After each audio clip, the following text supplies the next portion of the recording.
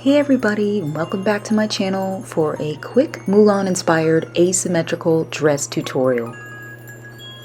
I started out making the dress in the pink style of Mulan's dress, and then I sort of changed my mind halfway through and decided to go with the green style in her dress, so you'll kind of see a little bit later on how I just changed the colors, but that part's pretty easy to do.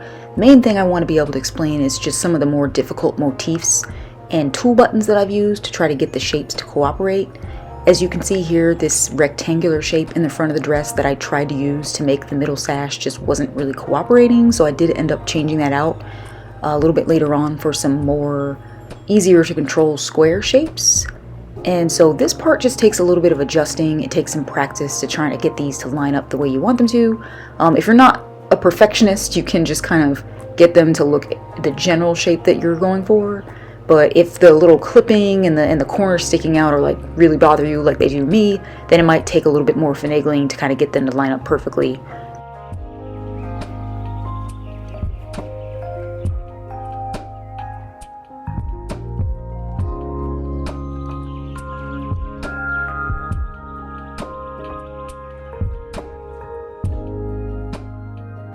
And here you can see once again that this rectangular shape is just not really cooperating, so I ended up switching it out for the smaller squares.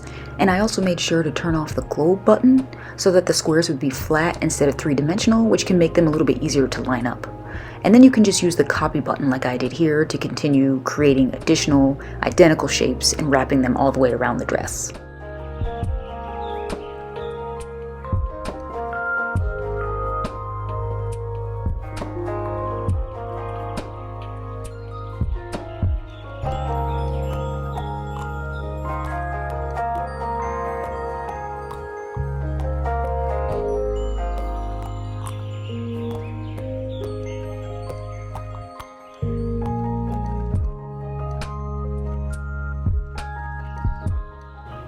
And here's where I just started kind of playing with the colors a little bit and where I ended up deciding to make the dress in the green style.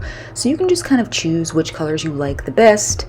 And what I did was I chose a light green, sort of like yellowish color that was just subtly different from the base color of the dress. So it just kind of looked like a embroidery pattern on the bottom of the dress. And then I chose a darker green for the neckline. This is where we'll use the shape to create a cutout in the neckline. So when you do this step, you'll want to choose a color that matches your avatar's skin tone.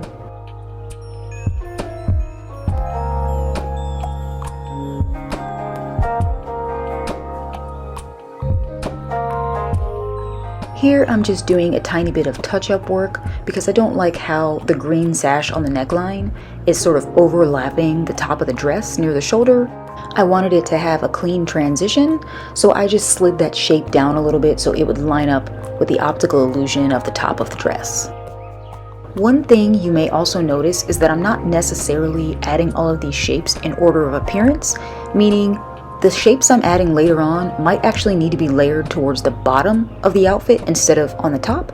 So if that happens, you can always just drag your later shapes all the way towards the bottom of the list and they'll show up on the bottom underneath your other motifs instead of layering on top of them. So for this example, I'm actually taking these green patterns that I wanted to make the solid color for the top of the dress, and after I'm done lining it up the way I want to, I just take it and drag it towards the very bottom, so that way it lines up underneath the neckline sashes instead of on top of everything.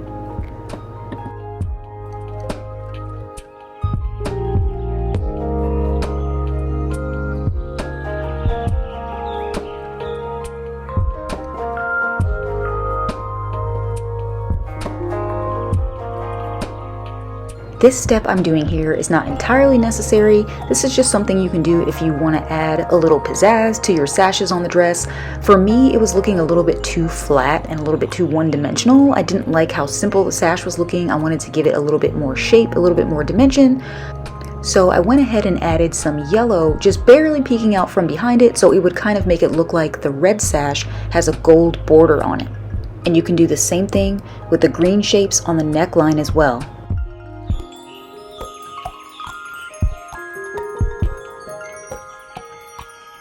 Now that the base of the dress is complete, feel free to add decorative sashes or flowers to your liking.